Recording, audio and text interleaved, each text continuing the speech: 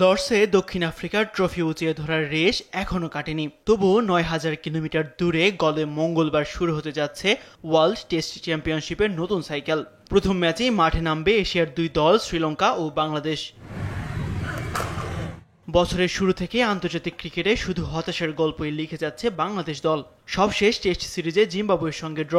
এরপর থেকে দলে আত্মবিশ্বাসের ঘাটতি স্পষ্ট।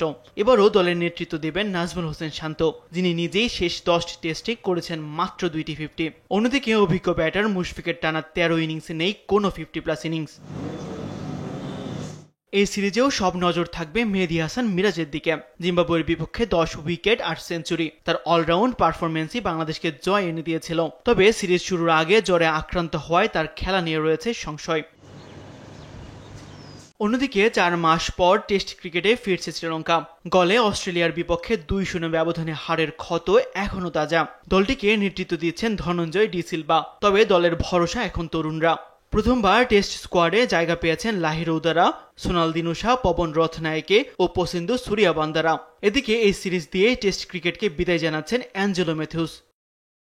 সিরিজে সবচেয়ে বড় চ্যালেঞ্জ হতে পারে গলের আবহাওয়া। 5 দিনই রয়েছে বৃষ্টির প্রবল সম্ভাবনা, তবে বরাবরের মতো উইকেট থাকবে স্পিন সহায়ক। গলে 2020 সাল থেকে স্পিনাররা নিয়েছেন 373 উইকেট, যা বিশ্বের সর্বোচ্চ।